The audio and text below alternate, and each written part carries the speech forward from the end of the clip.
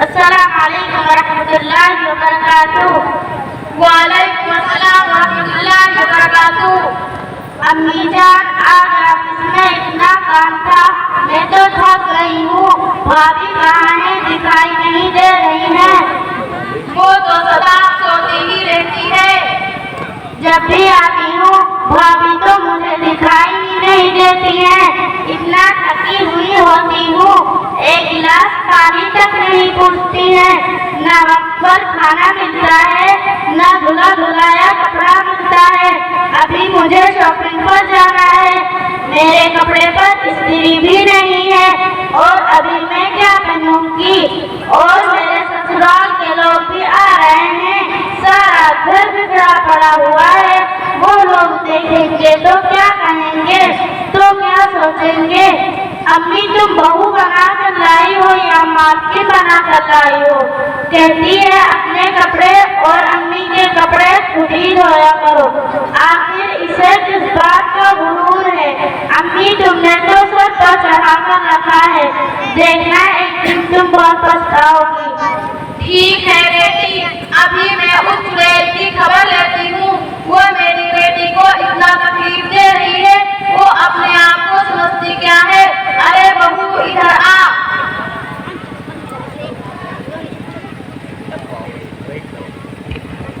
क्या बात है अम्मी? चल बड़ी आई है अम्मी की बच्ची।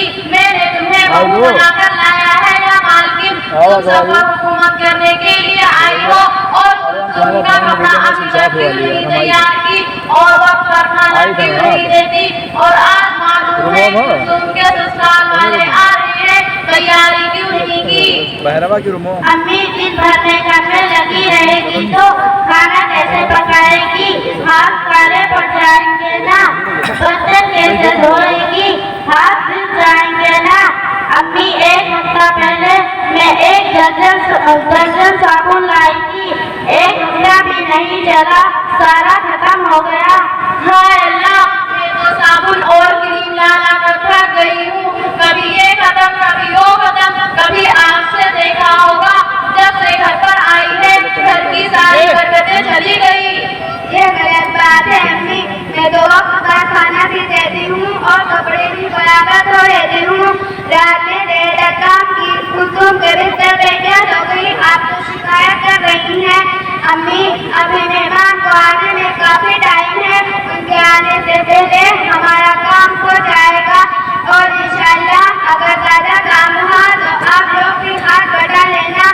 मैं कितना काम कर सकती हूँ।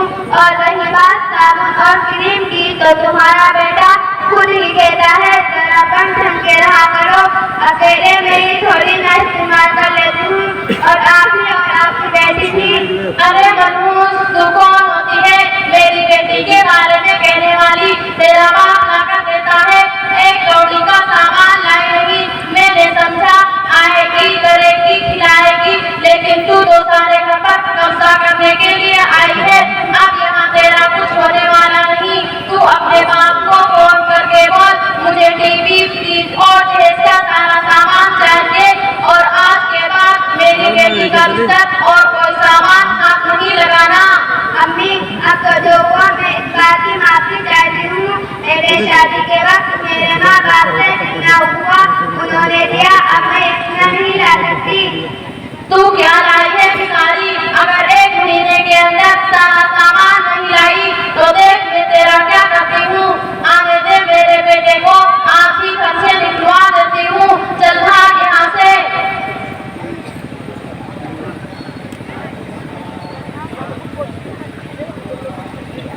अस्सलामु अलैकुम वरहमतुल्लाहि व बरकातुहू। कैसी हो बहन?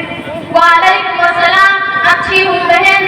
कुलसूम, तुम्हारे ससुराल वाले आए हैं, चाय नाश्ता लाओ।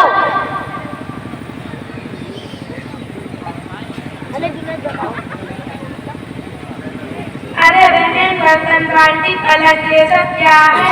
हमें AC cooler fridge washing machine ये सब कहाँ है? आप अपना सामान यहीं रखिए और अपनी बेटी की हम जा रहे हैं। नहीं, आप जाइए। नहीं, हम जा रहे हैं।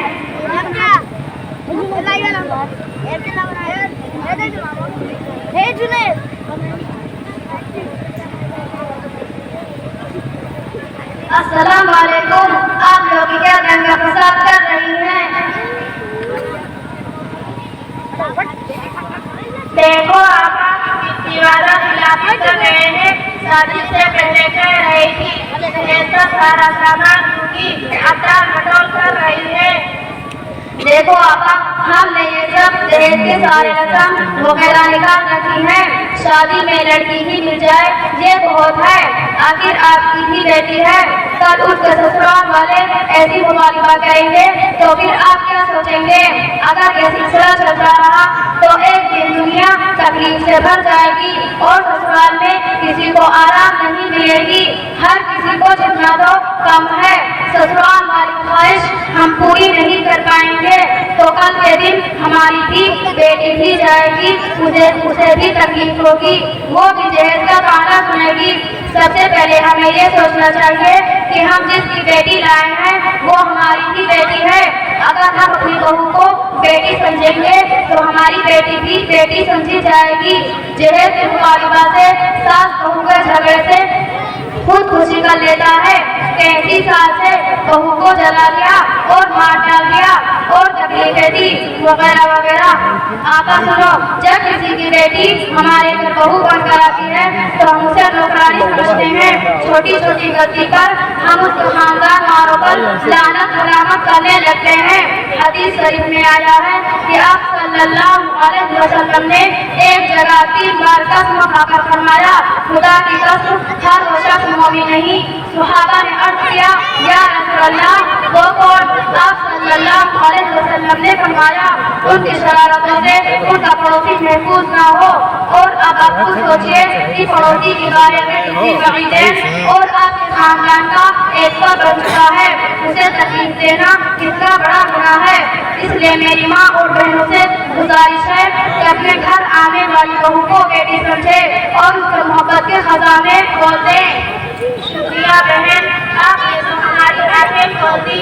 अब तक तो हम अंधेरों में थे। एक दूसरे पर तहमत लगाना, एक दूसरे को जलील करने का पेशा बन चुका था। आप मुझे माफ कर दो, आपने जैसा मुतालबा किया मैंने माफ किया, अल्लाह भी माफ करेगा।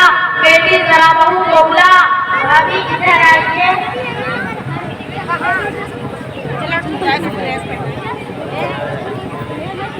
क्या बात है अम्मी, बहू मुझे